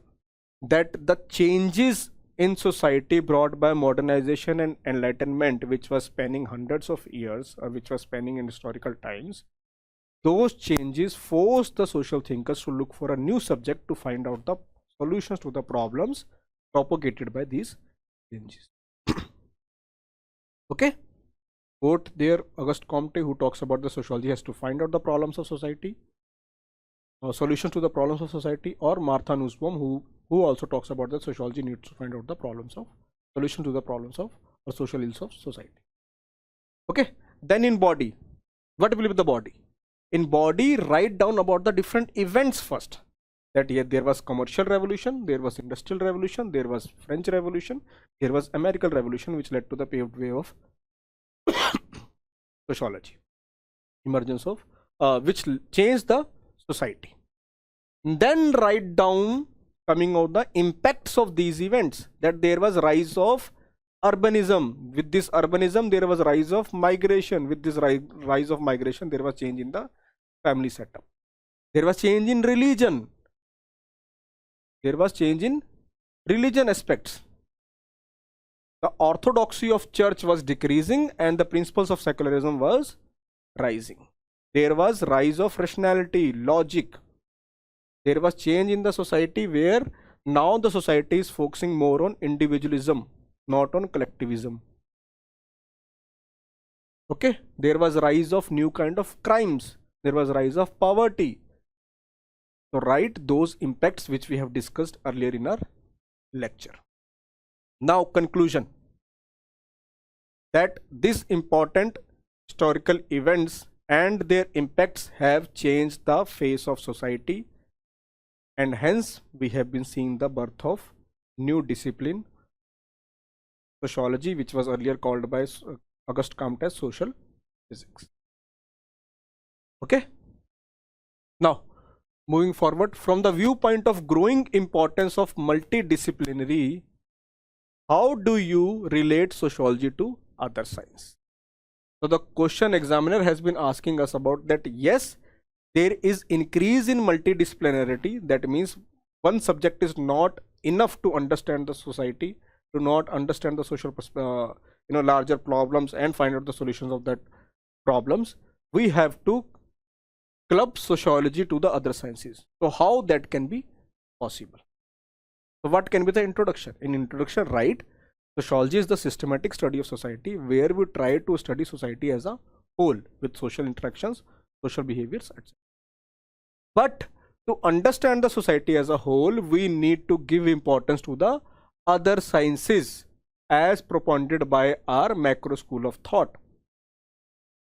Okay, then coming down, that what will be the body? The body will be nothing but the chart itself, where we have combined or we have understood that how sociology is related to other social sciences. Okay, if you have forgot, that is the chart we have made. So you have to use this approach, this kind of approach, whenever you will be writing this particular question which talks about sociology and other social. Either write in point format or write in this tabular format. This tabular format which will be very much easier to understand for the examiner perspective too. Okay, now what can be the conclusion? How we are going to conclude that? So we are going to conclude that which this kind of approaches as we have seen in the topper's answer. Okay, so we can conclude that with the rise of new kind of problems in the society, like the problems related to globalization, the problems related to the migration crisis, the political challenges we have been facing all over world, all over globe, one approach is not enough to understand the society, and hence we have to utilize sociology and other sciences to find out the solutions of new problems where the society has been facing. Okay, now next, in what ways the phenomenon of globalization impacted the field of sociology in India? Again, this question is related to the previous questions of historical antecedents. The approach we have utilized there, the same approach we have to use here also. That the question is asking us about the events and their impacts which have been made by globalization, which led to the birth of new kind of thought or diversified our sociological understanding in Indian society. Okay, so globalization events and its impacts to understand the variation or field of sociology in India. So introduction, that globalization is nothing but interconnection of world in social, cultural and economic affairs.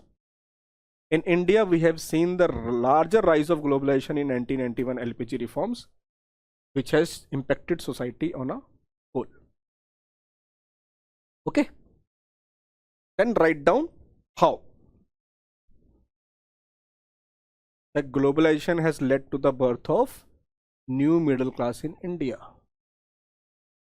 Globalization has led to the birth of new middle class in India.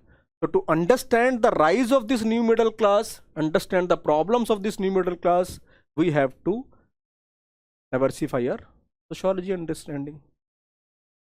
Globalization has created new kinds of inequality in India, as given by Partha Chatterjee. So to understand these inequalities, to find out the solutions of this inequality, we have to diversify our sociology. And globalization has impacted the cultural norms of Indian society. In culture also we have been seeing a change, the globalization impact. So to understand those, again we need to find out solutions with help of sociology, as given by Ashish Nandi, that it is impacting the cultural norms of society. Then globalization has been giving new identity in the society. According to Dipankar Gupta, there is a rise of new identities because of globalization.